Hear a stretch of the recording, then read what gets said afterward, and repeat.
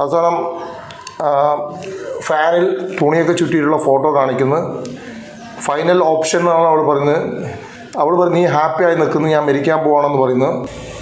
അവസാനം 3:44 ഇനി എന്തും നോക്കണ്ട, ബായ്, ഓക്കെ എന്ന് പറഞ്ഞിട്ട് അവളിത് അവസാനിപ്പിക്കുകയാണ്. ഉള്ള ശബ്ദമാണ്. എത്ര മണിക്കാണ് അവൾ ഈ ഒരു കാര്യം തിരഞ്ഞെടുത്തത്?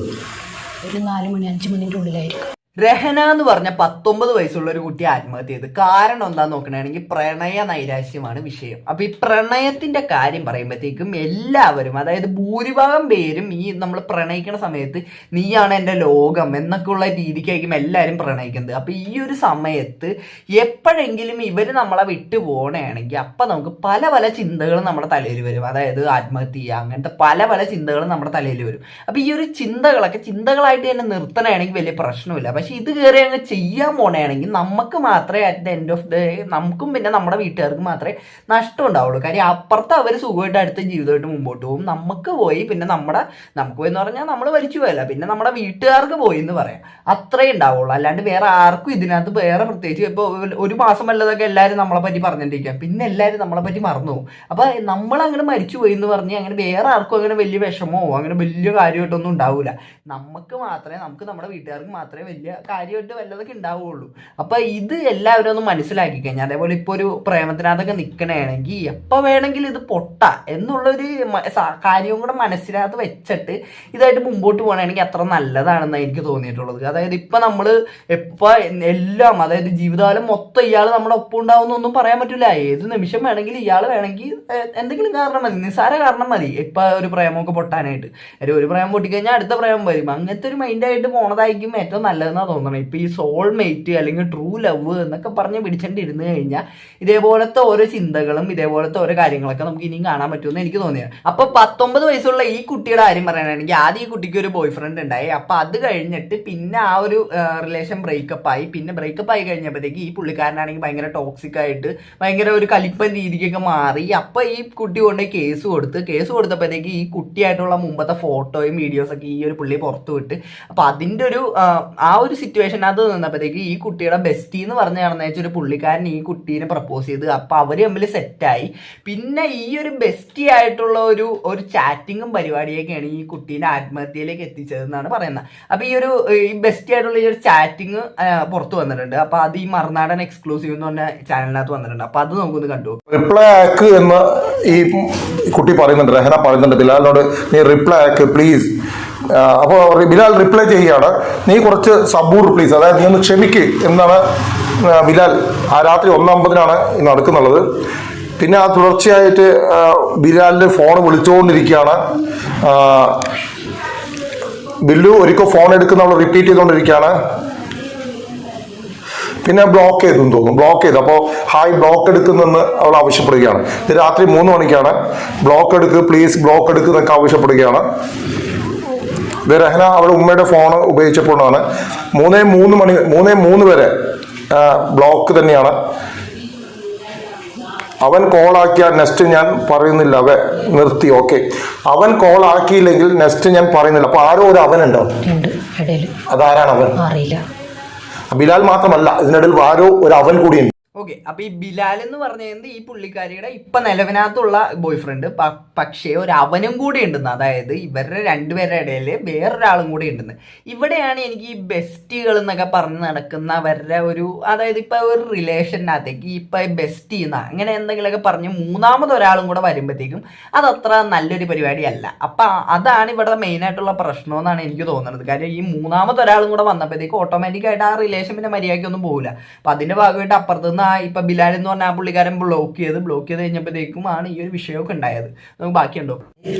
ഒരു അവൻ അതിന്റെ ഇടയിൽ കയറി കൂടിയിട്ടുണ്ട്. അത് ആരാണ് ഈ അവൻ എന്ന് കൃത്യമായി മനസ്സിലാക്കേണ്ടതുണ്ട്. കാരണം ബിലാൽ പറയാണ്, അവൻ കോളാക്കിയാൽ നെക്സ്റ്റ് ഞാൻ നിന്നോട് പറയുന്നില്ല, നിർത്തി, ഓക്കെ. അപ്പോ ആരാണ് എന്നുള്ളത് പറയുന്നില്ല.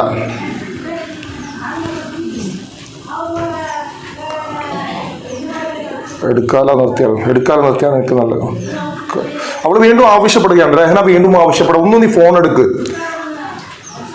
പക്ഷെ എവിടേക്കോ ഇടയിലുള്ള ചാറ്റൊക്കെ മിസ്സിങ് ആണെന്ന് തോന്നുന്നു. കാരണം മറുപടിയും ചോദ്യങ്ങളും തമ്മിൽ ഒരിക്കലും പൊരുത്തപ്പെടുന്നില്ല.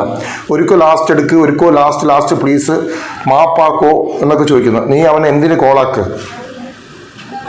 ഇനി ഇങ്ങനെ ആക്കല്ലേ SP സോറി, അത് ചെല്ല്, മാപ്പാക്ക് ചെല്ല് പ്ലീസ്. അപ്പൊ ആരോ ഒരാൾ, ഈ അവൻ ആരാണ്, അവനോട് മാപ്പാക്ക് എന്നൊക്കെയാണ് പറഞ്ഞത്. വീണ്ടും ഈ ഒരു 3/8 വീണ്ടും എന്താ പറയുന്നത്, ഇങ്ങനെ തുടർന്നുകൊണ്ടിരിക്കുകയാണ് ചാറ്റിങ്. അപ്പോൾ ബിലാൽ പറയുകയാണ് എൻ്റെ ലൈഫ് പോയിട്ടുണ്ട്, നീ ഇങ്ങനെ ആക്കിയിട്ട് എന്നെ വട്ടാക്കണ്ട എന്ന് ബിലാൽ ആവശ്യപ്പെടുകയാണ്. ഇതൊക്കെ ചെറിയ പിള്ളേരാണ്, പാൽക്കുപ്പികളാണ് ഇവരൊക്കെ പ്രണയം കൊണ്ട് നടക്കുന്നത്. ശരിക്കും ഇപ്പൊ ഈ ഒരു കേസൊക്കെ കാണുമ്പോൾ നമുക്കും അത് തോന്നുന്നുണ്ട്. കാര്യം പാൽക്കുപ്പികളാണെന്നുള്ള രീതിക്ക് തന്നെ നമുക്ക് തോന്നും. കാര്യം ഇപ്പൊ ഈ ഒരു ചെറിയൊരു ഇതിന് വേണ്ടിയിട്ട് ആത്മഹത്യ ചെയ്തു ഈ ഒരു കുട്ടി. അപ്പൊ ഇത്രയും ഒരു ചെറിയൊരു വിഷയത്തിന് വേണ്ടിയിട്ട്, അപ്പൊ ചെറിയൊരു വിഷയം എന്ന് പറയുമ്പോഴത്തേക്ക് ഇപ്പൊ ആ ഒരു സമയത്ത്, അതായത് ഇപ്പൊ ആ ഒരു സിറ്റുവേഷനിൽ നമ്മളാണ് നിൽക്കണമെങ്കിൽ നമുക്ക് പല ഇതും തോന്നും. ഇപ്പൊ ആത്മഹത്യ ചെയ്യാനോ അങ്ങനത്തെ പല ഇതും തോന്നും. പക്ഷെ അത് ചെയ്യണോ വേണ്ടയോ എന്നൊക്കെ ഉള്ളത് നമ്മുടെ കയ്യിലാണ്. നമ്മളത് ചെയ്ത് കഴിഞ്ഞ് കഴിഞ്ഞാൽ നമുക്ക് മാത്രമേ അതിനകത്ത് നഷ്ടമുള്ളൂ. അല്ലാണ്ട് അപ്പുറത്ത് നിൽക്കണ ആൾക്ക് വലിയ നഷ്ടമോ അത് കുറച്ച് ആളെ പോലെ വിഷമമൊക്കെ ഉണ്ട്. അത് കഴിഞ്ഞാൽ പിന്നെ അവരെ പാടെ അവർ മുമ്പോട്ട് പോകും. ഇപ്പം ഇവിടെ ഈ ഒരു ചാറ്റിങ്ങിനകത്ത് ഇപ്പം ആ കുട്ടി കുറേ സോറി പറയുന്നുണ്ട്. അതേപോലെ അപ്പം എന്താ ഇവരുടെ ഇടയിലുള്ള വിഷയമൊന്നും അറിയില്ല. ഈ ലാസ്റ്റത്തെ ചാറ്റിങ് മാത്രമാണ് പുറത്ത് വന്നേക്കണേ. ഇപ്പം കുറേ ഡിലീറ്റ് ആക്കിയെന്നൊക്കെ പറയുന്നുണ്ട്.